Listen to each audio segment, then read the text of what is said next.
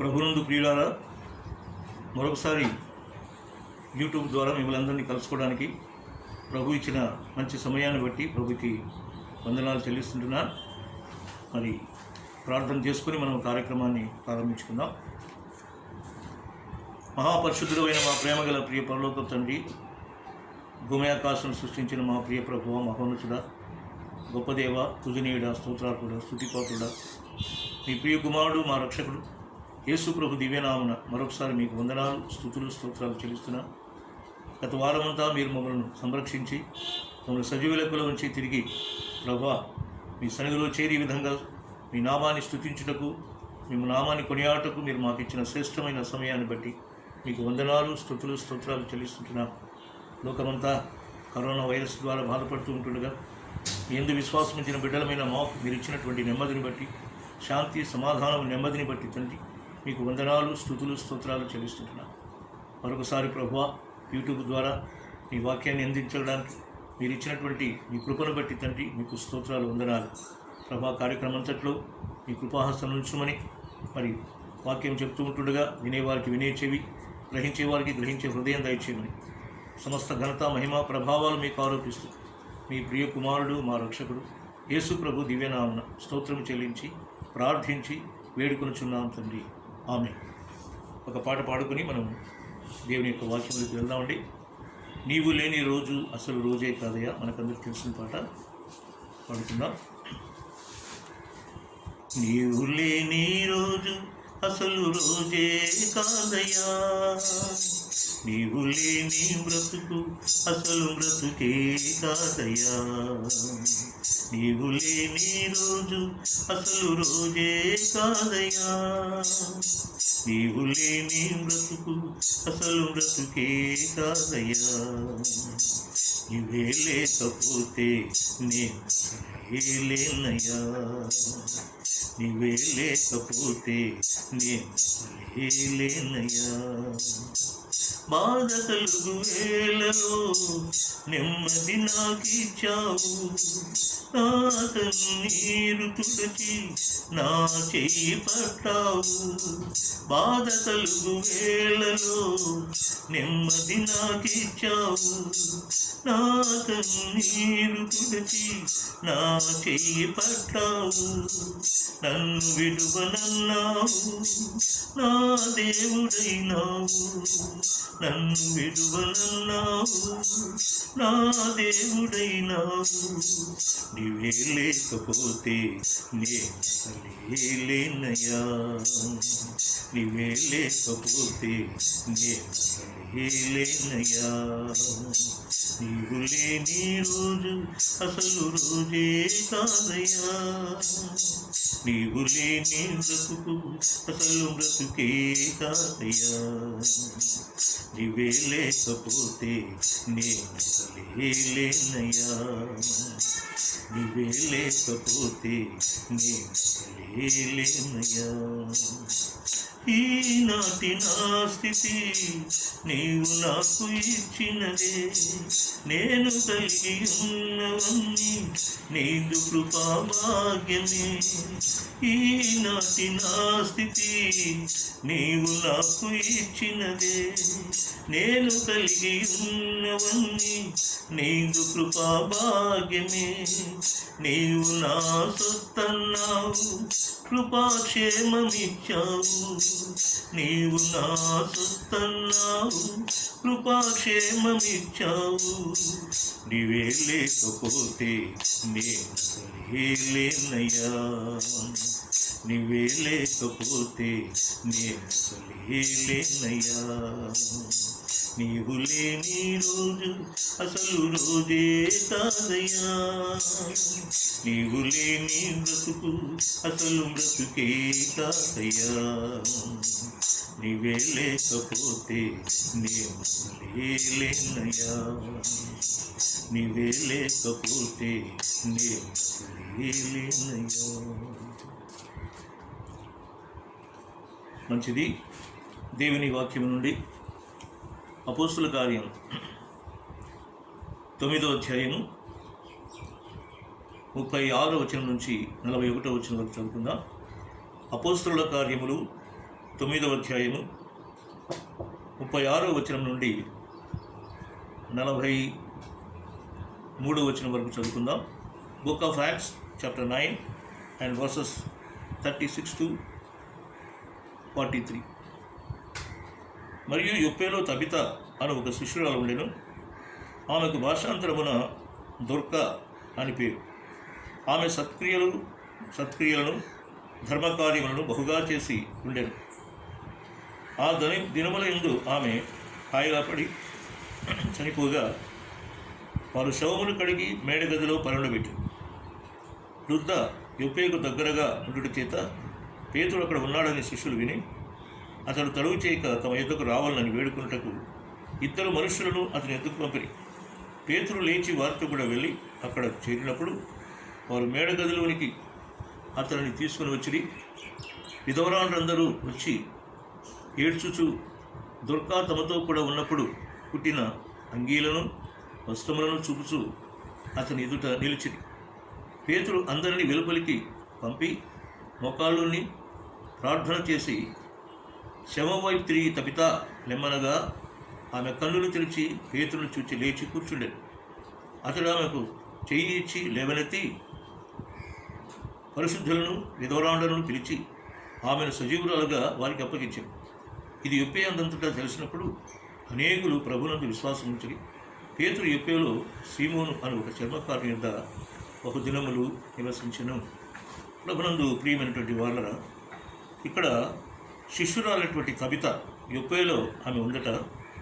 ఆమెకు తబిత అను ఒక శిష్యురాలు ఉండెను, ఒక విశ్వాసి ఉండెను అని రాయబడలేదు. కానీ ఒక శిష్యురాలు ఉండెను.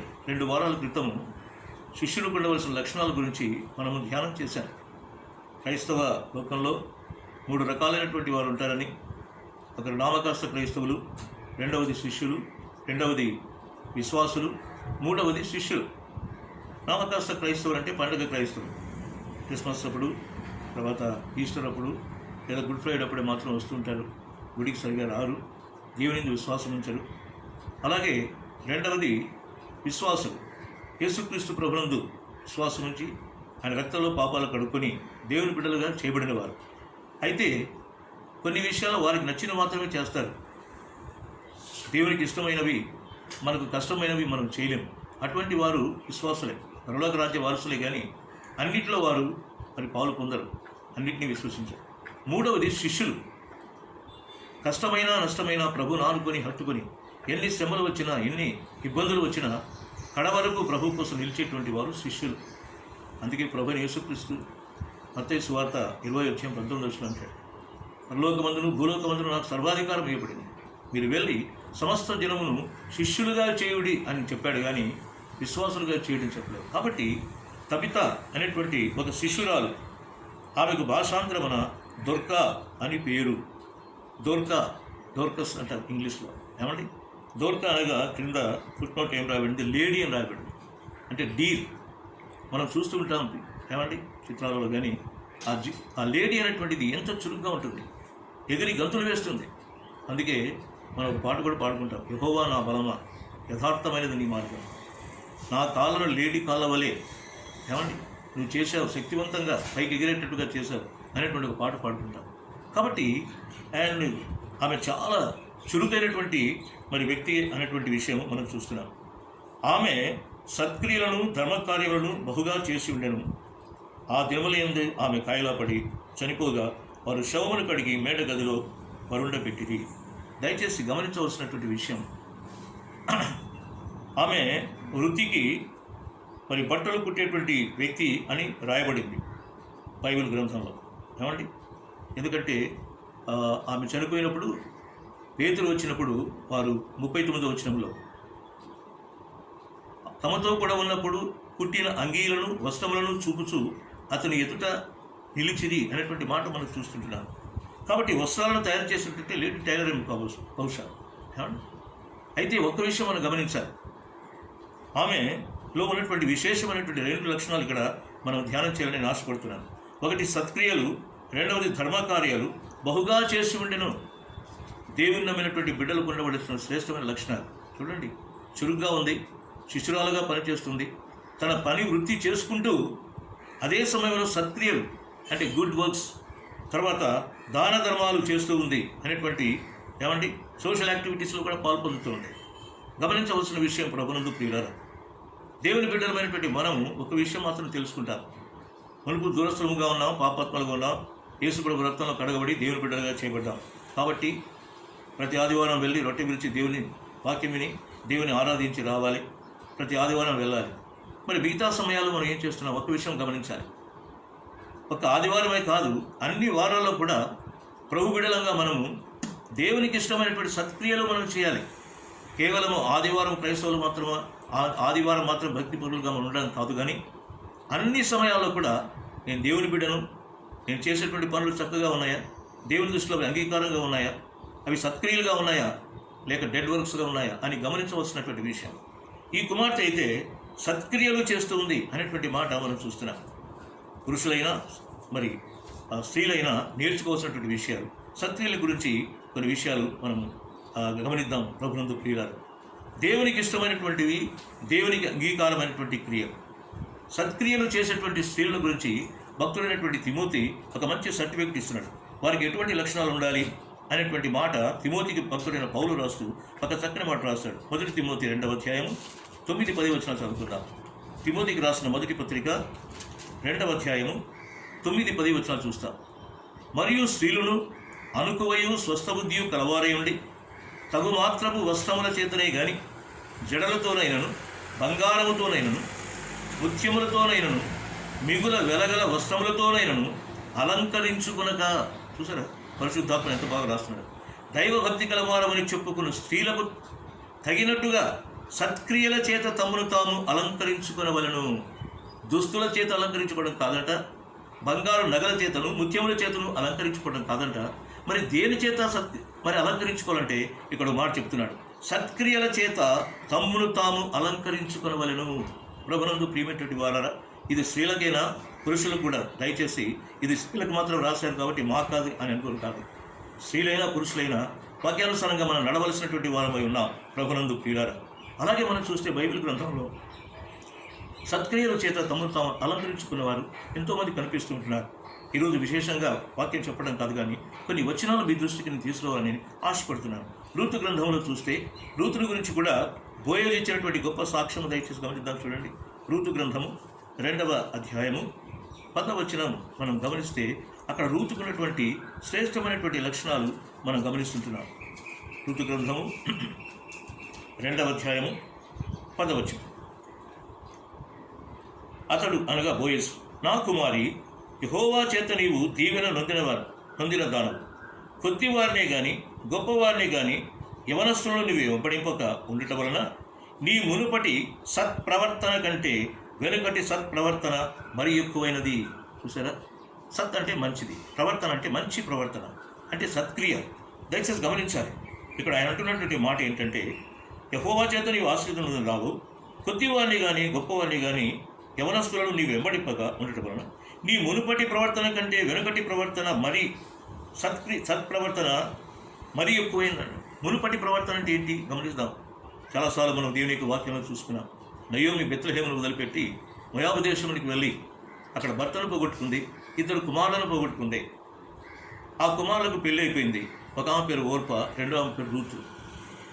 తిరిగి బెత్లెహేములో దేవుడు సమృద్ధిగా పంటను పండిస్తున్నాడని, అక్కడ ఆహారం సమృద్ధిగా ఉందన్న విషయం తెలుసుకుని నయోమి తిరిగి బెత్లెహేమునకు ప్రయాణం అవటకు సిద్ధమైనప్పుడు 2 కోడళ్ళు ఆమె దగ్గరకు వచ్చి, మేము కూడా నీతో పాటు వస్తామన్నారు. అప్పుడు ఆమె అనింది, మీరు యవనస్తులు, ఏమండి, నాకు ఇక కుమారులు లేరు, మీరు తిరిగి పెళ్లి చేసుకుని మీ యొక్క కుటుంబస్తులతో సంతోషంగా ఉండు అని చెప్తుంది.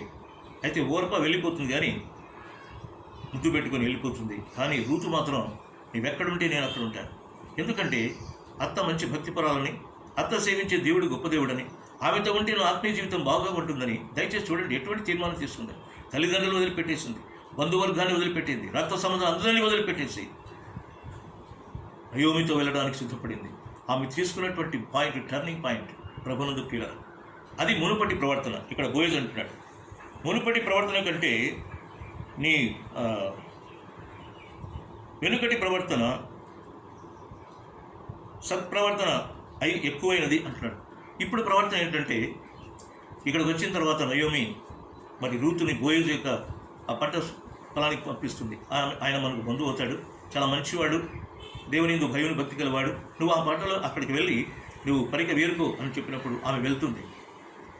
కాబట్టి బోయేజు ఆమెను గురించి ముందుగానే తెలుసుకున్న విషయాన్ని బట్టి ఆమె యొక్క ప్రవర్తన చూసి అతడు ఇస్తున్నటువంటి స్టేట్మెంట్, నీవేం చేశావో, నీ అత్తను ఏ విధంగా వెంబడించావో, నీ బంధువర్గాన్ని ఎలాగ వదిలిపెట్టావో అది నీ మొదటి సత్ప్రవర్తన.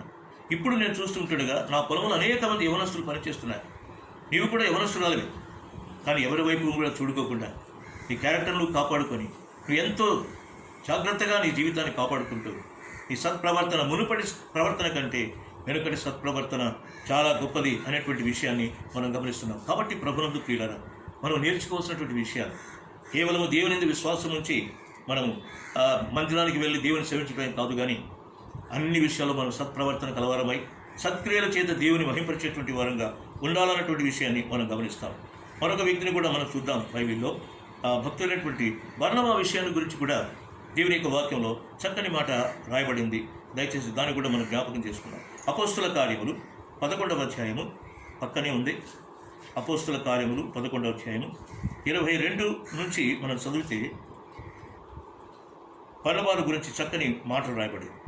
వారిని గుర్చిన సమాచారం యెరూషలేములో ఉన్న సంఘపు వారు విని బర్నబాను అంత్యోకయ వరకు పంపిరి. అతడు వచ్చి దేవుని కృపను చూచి సంతోషించి ప్రభువును స్థిర హృదయంతో హత్తుకున వల్లని అందరినీ హెచ్చరించెను. అతని గురించి రాయబడిన మాట చూడండి. అతడు పరిశుద్ధాత్మతోనూ విశ్వాసముతోనూ నిండుకొనిన సత్పురుషుడు.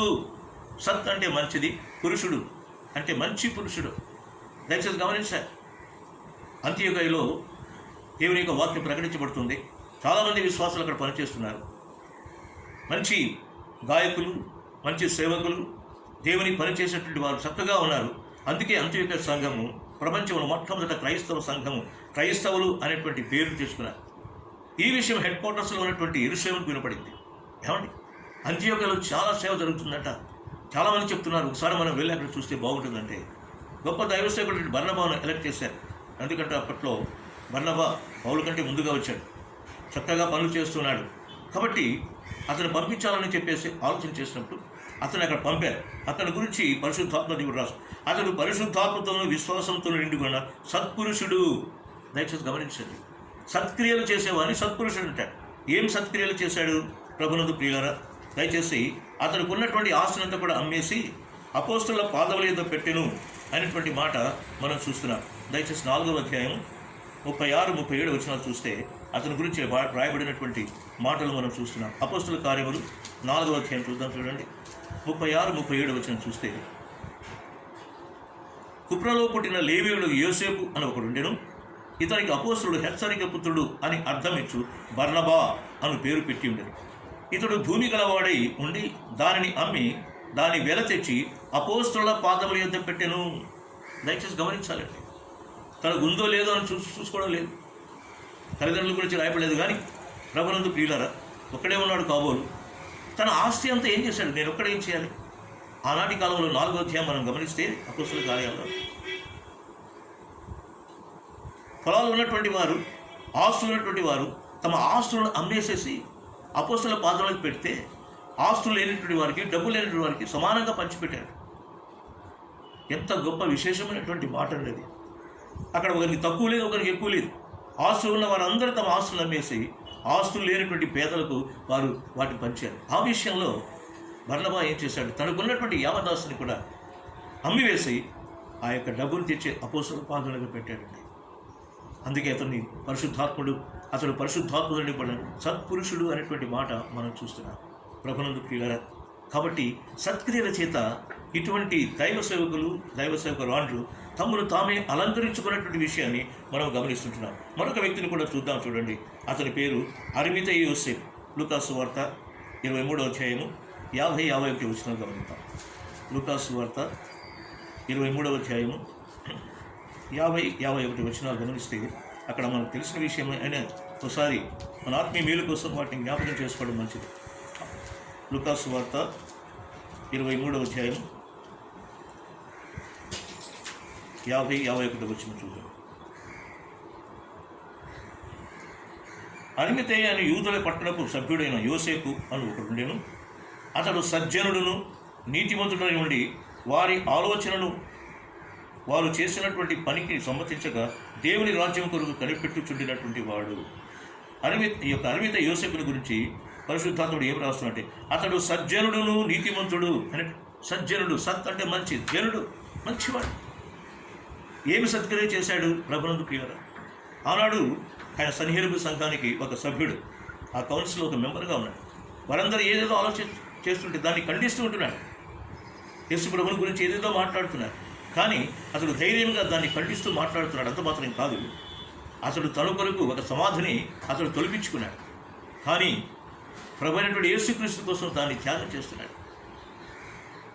పిలాతు దగ్గరికి వెళ్ళి ధైర్యంగా తెగించి ఏమంటే మాట్లాడుతున్నాడు, అయ్యా ఆ యొక్క స్థలం నా కోసం ఏర్పాటు చేసుకున్నాను, దయచేసి నా ప్రభుని అక్కడ పెట్టడానికి నాకు సెలవిమ్మని చెప్పేసి ఎవరి సమ్మతి పొందకుండా డైరెక్ట్గా వెళ్ళి తీసుకున్నాడు. అతడు సజ్జనుడు అనేటువంటి మాట మనం చూస్తున్నాం. కాబట్టి ప్రభునందు ప్రియపెట్టి వారు ఇటువంటి వారందరినీ మనం గమనిస్తున్నాం. కాబట్టి ఈ యొక్క దోర్క కవిత అనేటువంటి అమ్మాయి సత్క్రియలు చేస్తా చూసారా, టైలర్ పని చేస్తుంది, గుడ్డలు కుడుతుంది, వచ్చిన వారితో మంచిగా మాట్లాడుతుంది, అందరి ప్రేమను సంపాదించింది, దేవుని యొక్క వాక్యాలు చెప్పుకుంటూ ఉంది. బహుశా ఏమండి సత్క్రియల చేత తను తాను అలంకరించుకుంది. ఏదో ఆ యొక్క మరి టైలరింగ్ చేస్తూ ఆ యొక్క డబ్బులన్నీ సంపాదిస్తూ ఏమండి వ్యాపారంలో బాగా ఏమండి వృద్ధి పొందాలనేటువంటి విషయం కాదు, కానీ దైవభక్తిని పాటిస్తూ ఉంది. సత్క్రియల చేత తను తాను ఏమంటే అలంకరించుకొని దేవుని యొక్క నామాన్ని మహిమపరుస్తున్నటువంటి విషయాన్ని మనం గమనిస్తున్నాం. అయితే కొన్ని సత్క్రియలు కాకుండా కొన్ని నిర్జీవ క్రియలు అనేటువంటి మాట బైబిల్లో ఉంది. వాటిని డెడ్ వర్క్స్ అంటారు. ప్రభు నమ్ముకుని ఉండవచ్చు, బాప్తిసం తీసుకుని ఉండవచ్చు, ఏమంటే బలలో పాల్పొందుతూ ఉండవచ్చు, దేవుని యొక్క వాక్యాలు వింటూ ఉండవచ్చు. అయినా శరీరంలో ఉన్నాం కాబట్టి కొన్నిసార్లు మనము ఏమండి ఈ యొక్క డెడ్ వర్క్స్ అంటే నిర్జీవ క్రియలు చేసేటువంటి క్రైస్తవులుగా ఉన్నామేమో. బైబిల్లో కొంతమందిని దయచేసి వారిని కూడా మీ దృష్టికి తీసుకురావాలని ఆశపడుతున్నాను. ఎందుకంటే మనకు తెలిసిన విషయాలే, ఇది చాలా ప్రాముఖ్యమైనటువంటి విషయం అండి. ఎందుకంటే అనేక విషయాల గురించి లోతుగా మాట్లాడుకుంటుంటాం, మంచిదే, కానీ అయితే అసలైనటువంటి విషయంలో మనం వెనకబడిపోతున్నాం. కాబట్టి ఇది చాలా ప్రాముఖ్యమైనటువంటి పాఠ్యభాగం. It's a good lesson. కాబట్టి నిర్జీవ క్రియలు లేదా డెడ్ వర్క్స్ అనేటువంటి విషయంలో మనం చూస్తే మొట్టమొదటిగా మనకు కనపడేటువంటి వ్యక్తి కయ్యూను. మొట్టమొదటి నరహంతకుడు భూమి మీద ఎవరు ఉన్నారంటే కయ్యూను. ఏమండి అతని గురించి దేవుని యొక్క వాక్యం ఏం రాయబడిందో చూద్దాం. చూడండి, మొదటి యోహాను పత్రిక 3వ అధ్యాయము. మొదటి యోహాను పత్రిక 3వ అధ్యాయము 11వ వచనం గమనిద్దాం.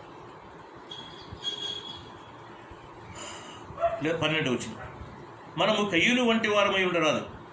ఏమండి ఒక ఎగ్జాంపుల్గా పెట్టారేమో అనుకుంటూ చూస్తే అతను ఏమంటున్నాడంటే, మనము కయ్యూను వంటి వారమై ఉండరాదు.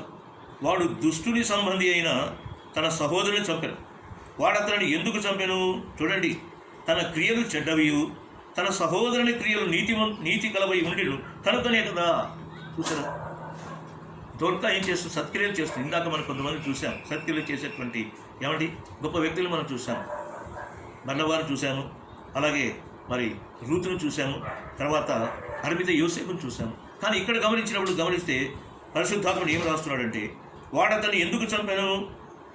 తన క్రియలు చెడ్డవి, డెడ్ వర్క్స్. ప్రభు చెప్పాడు, దహన బలి చేసేటప్పుడు వారు గిఫ్ట్లు తీసుకొని వచ్చారు.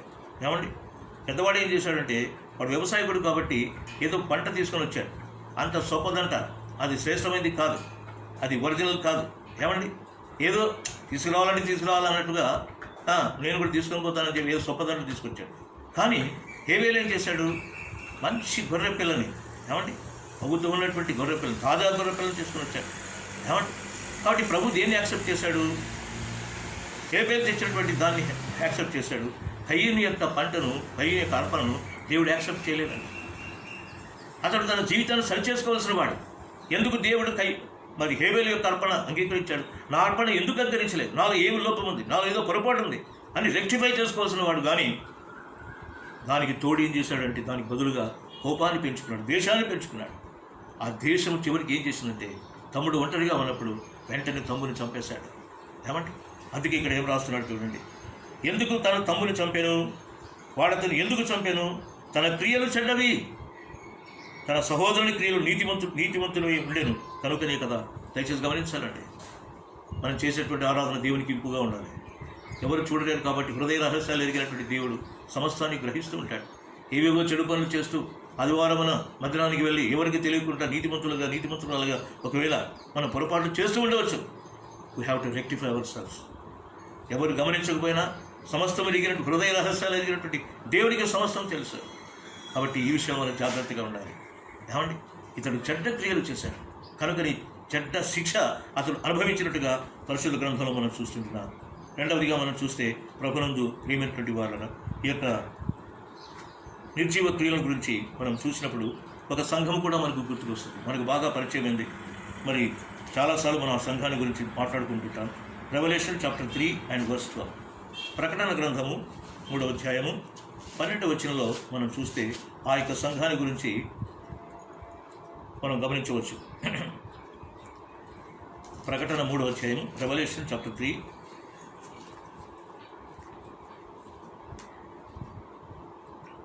and verse 1 and 2. సార్దీస్లో ఉన్న సంఘపు దూతకు ఇలాగు రాయము. 7 నక్షత్రములను దేవుని 7 ఆత్మలను కలవాడు చెప్పు సంగతులేమనగా, నీ క్రియలను నేను ఎరుగుదును. చూసారా, క్రియల గురించి దేవుడు చాలా పర్టికులర్గా ఉన్నాడు. నీ క్రియలను నేను ఎరుగుదును, అవి ఏమనగా జీవించుచున్నావన్న పేరు మాత్రం ఉన్నది కానీ నీవు మృతుడవే. ఈ మాట వింటుంటే ఎంత బాధ వేస్తుంది కదా. మనం రెక్టిఫై చేసుకోవాలి. దేవుడు సంఘాన్ని ఈ విధంగా చెప్తున్నాడు చూడండి. నీ క్రియలు నేను ఎరుగుదును, ఏమనగా జీవించుచున్నావు, పేరుకు మాత్రం జీవించుచున్నావు, పేరు మాత్రం ఉన్నది కానీ నీవు మృతుడవే. నీ క్రియలు నా దేవుని ఎదుట సంపూర్ణమైనవిగా నాకు కనపడలేదు. They are not the good works, they are dead works. సంఘాన్ని గురించి దేవుడు ఇచ్చినటువంటి స్టేట్మెంట్. ఒకవేళ ఆ సంఘంలో నీవు నేను కూడా ఏమండి మరి ఉన్నాం. అయితే మన సంఘాన్ని గురించి దేవుడు ఆ మాట చెప్తున్నాడా, లేదా నన్ను గురించి దేవుడు ఈ మాట చెప్తున్నాడు? ఒక్కసారి మనం ఆలోచన చేసుకోవాల్సిన వారమైనా. సార్థి సంఘాల గురించి దేవుని ఆత్మ చాలా దుఃఖపడుతుంది. అందుకే ప్రభు అంటాడు, నీ క్రియలు నా దేవుని ఎదుట సంపూర్ణమైనవి నాకు కనపడలేదు కనుక జాగ్రత్తపై చావనై ఉన్న మిగిలిన వాటిని బలపరుచుము. You have to rectify your self. ఇప్పుడే నీవు సరి చేసుకో. చావనై ఉన్నటువంటి వారిని కూడా నీవు సరి చేసుకో. నీ క్రియలు సరిగా లేవు దేవుని యొక్క దృష్టిలో అని చెప్తూ ఉంటున్నాను. ఒకవేళ ఈ వాక్యం చెప్తుంటే దేవుడు ఒకవేళ నీతో ఆ మాట అంటుంటే, నాతో ఆ మాట ఉంటే, ఆ మాట అంటే మనకి ఎంత బాధ వేస్తుందో చూడు. అరే నేను అన్నీ చేస్తున్నాను అనుకున్నాం, కానీ దేవుని యొక్క దృష్టిలో మనం చేసేటువంటి క్రియలు అవి సంపూర్ణంగా లేకపోతే దేవుని ఆత్మకు దుఃఖము కలిగించేటువంటి వారంగా ఉంటాం. ప్రభునందు ప్రియులు, నేను ఎప్పుడు చెప్తుంటాను, one day we are going to stand before the judgement seat of God. అప్పుడు ఏ వ్యక్తి కూడా ఇంటర్ఫీర్ కావడానికి వీల్లేదు. దేవుడు నీవు, దేవుడు నేను మనతోనే మాట్లాడతాడు. మనం ఏమేమి చేసామో, ఏమేమి చేయలేదు, ఎంత సమయాన్ని వ్యర్థపరిచామో, ఏమి మంచి క్రియలు చేశామో, ఏమి చెడ్డ క్రియలు చేసామో అన్నీ కూడా తీర్పులో దేవుడు తీసుకొని వస్తాడు. పరిశుద్ధులకు కూడా తీర్పు ఉంది, విశ్వాసాలకు తీర్పు ఉంది. ప్రభునందు ప్రియులు, గమనించవలసిన విషయం సార్థి సంఘాన్ని గురించి దేవుడు చెప్తాడు, నీ క్రియలు సరిగా లేవు, నీవు కేవలం జీవించుతున్నావు అన్న పేరు మాత్రం ఉన్నది కానీ నీవు మృతుడవే అనేటువంటి మాట మనం చూస్తున్నాం. కాబట్టి ప్రభునందు ప్రియమైనటువంటి వాళ్ళ దయచేసి దేవుని యొక్క వాక్యంలో కొన్ని మంచి శ్రేష్టమైనటువంటి మరి వచనాలు ఈ విషయం గురించి రాయబడింది. హెబ్రీయులకు రాసిన పత్రిక 9వ అధ్యాయం 14వ వచనం భక్తుడైన పౌలు ఏమంటున్నాడు చూద్దాం. చూడండి, హెబ్రీయులకు రాసిన పత్రిక 9వ అధ్యాయం 14వ వచనం. ఎందుకంటే దేవుని యొక్క వాక్యంలో వచనాలు చూస్తేనే మనకు బాగా అర్థమవుతాయి. The Hebrews chapter 9 and verse 14. దయచేసి గమనించాలి. నిత్యుడగు ఆత్మ ద్వారా తన్ను తాను దేవునికి నిర్దోషినిగా అర్పించుకున్న క్రీస్తు యొక్క రక్తము నిర్జీవ క్రియలను విడిచి జీవము గల దేవుని సేవించుటకు మీ మనస్సాక్షిని ఎంతో ఎక్కువగా శుద్ధి చేయును. మనలో ఉన్నటువంటి నిర్జీవ క్రియలను తీసివేసి మంచి క్రియలు చేయడానికే యేసుక్రీస్తు ప్రభు తన రక్తాన్ని చిందించినట్టుగా మనం గమనిస్తాం. నిత్యుడగా ఆత్మ ద్వారా తను తాను దేవునికి నిర్దోషినిగా అర్పించుకున్న క్రీస్తు యొక్క రక్తము నిర్జీవ క్రియలను విడిచి ప్రభుని నమ్ముకున్నాం, బాప్తిసం పొందాం, మనలో పాల్పొందుతున్నాం, కానీ నిర్జీవ క్రియలు విడిచిపెట్టామా? అలాగే ఆ క్రియలను అలాగే చేస్తూ జీవితంలో ఏమీ మార్పు లేకుండా పూర్వపు స్థితి ఎట్లా ఉందో, రక్షింపబడిన తర్వాత, రక్షింపబడక ముందు జీవితం ఎట్లా ఉందో, రక్షింపబడిన తర్వాత అలాగే డెడ్ వర్క్స్ చేసుకుంటూ ఉంటే యేసుక్రీస్తు ప్రభు రక్తం కార్చడం వలన నీ జీవితానికి నా జీవితానికి ప్రయోజనం లేదు. అదే భక్తుడైన పౌలు చెప్తున్నాడు. ఆయన రక్తము కార్చడంలో ఉన్నటువంటి శ్రేష్టమైనటువంటి సత్యం ఏంటంటే ఇక్కడ చెప్తున్నాడు, తను తాను దేవునికి నిర్దోషంగా అర్పించుకున్న క్రీస్తు యొక్క రక్తము నిర్జీవ క్రియలను విడిచి అలాగే విడిచిపెట్టకుండా అలాగే పట్టుకొని అలాగే బలలో పాల్పొంది, అలాగే దేవుని స్తుతి, అలాగే దేవుని పనులు చేస్తూ అలాగే పోతుంటే దేవుని ఆత్మకి ఎంత దుఃఖం కలుగుతుందో ఒకసారి మనం ఆలోచించాలి. Of course nobody is perfect in this world. శరీరంలో ఉన్నా కాబట్టి ఏదో ఒకసారి పడిపోవడానికి స్కోప్ ఉంది. అయితే వెంటనే దాన్ని రెక్టిఫై చేసుకోవాలి. ఎవరీ ఈజ్ హ్యూమన్ అంటారు సరే, పాపం చేయటం మానవుని సహజం అంటారు. కానీ అలాగే కంటిన్యూ కాదు, వాటిని విడిచిపెట్టాలి. అందుకని నిర్జీవకులను విడిచి జీవం గల దేవుని సేవించుటకు మీ యొక్క మనస్సాక్షి ఎంతో ఎక్కువగా శుద్ధి చేయను. కాబట్టి మనం చేసేటువంటి పొరపాటు ఇప్పుడే మనం దేవుని యొక్క సన్నిధిలో యేసు రక్తంలో ఆశ్రయిద్దాం. ఆ రక్తంలో మన పాపాలన్నీ కూడా దేవుడు కలిగి వేస్తాడు. రెండవదిగా తీతు గ్రంథంలో భక్తుడైన పౌలు ఒక చక్కని మాట రాస్తాడు. ఇది చాలా మనం గమనించవలసిన విషయం అండి. అలాగే దాటిపోకూడదు మనం. బుక్ ఆఫ్ టైటస్, తీతు గ్రంథం ఎబ్రికి ముందుగా ఉంటుంది. తీతు గ్రంథం 2వ అధ్యాయము 14వ వచనం, చాప్టర్ 2 and verse 14. చాలా జాగ్రత్తగా మనం దీన్ని చదువుకుందాం. ఆయన సమస్తమైన దుర్నీతి నుండి మనల్ని విమోచించి సత్క్రియలందు ఆసక్తి గల ప్రజలను, చూసారా, గుడ్ వర్క్స్ మీద ఎవరికైతే ఆసక్తి ఉంటుందో, ఇంట్రెస్ట్ ఉంటుందో, పర్టికులర్గా అతను వాళ్ళ గురించి రాస్తున్నాడు. సత్క్రియలందు ఆసక్తి గల ప్రజలను తన కోసం పవిత్రపరచుకున్నాడు దేవుడు. యేసుక్రీస్తు ప్రభువును విశ్వాసం ఇచ్చాను, రక్షించబడ్డాను అని ఏమండి చెప్పుకోవడం కాదు, కానీ ప్రభు చూస్తున్నాడు. సత్క్రియలందు ఎవరికైతే ఆసక్తి ఉందో అటువంటి వారిని తన బిడ్డలుగా చేసుకుంటున్నాడు. దయచేసి గమనించండి. సత్క్రియలందు ఆసక్తి గల ప్రజలను తన కోసం పవిత్రపరుచుకుంటకు, తన సొత్తుగా చేసుకున్నట్టుకు తను తానే మన కొరకు అర్పించుకున్నాడు. ఎప్పుడైనా గమనించాము? చాలామంది ఏమనుకుంటారంటే, అమ్మో ప్రభుని నమ్ముకోవాలండి, బాప్తిస్మం రక్షించబడాలి, ఎందుకంటే నరకం తప్పించుకోవాలి. 90% మనుషుల్లో ఉన్నటువంటి ఏమంటే తలంపు అదే అండి. Of course that may be true. ఎందుకంటే యేసు రక్తం ప్రతి పాముని కడుగుతుంది. ఒకసారి ప్రభుని నమ్ముకున్న తర్వాత ఏమండి ప్రభు రక్షణలోకి వచ్చింది, రక్షణ కొట్టివేయబడదు. కానీ ఒక్క విషయం గమనించాలి, నేను బాప్తిస్మం తీసుకున్న రక్షించబడ్డానని చెప్పేసి అలాగే ఉండిపోతే ఎలా? సత్క్రియలందు ఆసక్తి గల వారిని ఏర్పరచుకోవడానికి ఆయన రక్తాన్ని కార్చాడు అనేటువంటి విషయం ఇప్పుడు గమనించామా? ఈ మాట చదువుతుంటే నాకు కూడా భయం వేస్తుంది. ప్రభువా, కేవలం వాక్యం చెప్పడమే కాదు, కానీ సత్క్రియలు మనం చేస్తుంటున్నామా? మా కొరికి ఇంతగా బాధపడ్డాం, మా కొరికి ఇంతగా శ్రమపడ్డాం. అసలు దాని యొక్క ఫలితం ఏంటి? దాని యొక్క భావం ఏంటి? ఎందుకోసం? కేవలం నరకం తప్పించుకోవడానికి ప్రభు కలవరి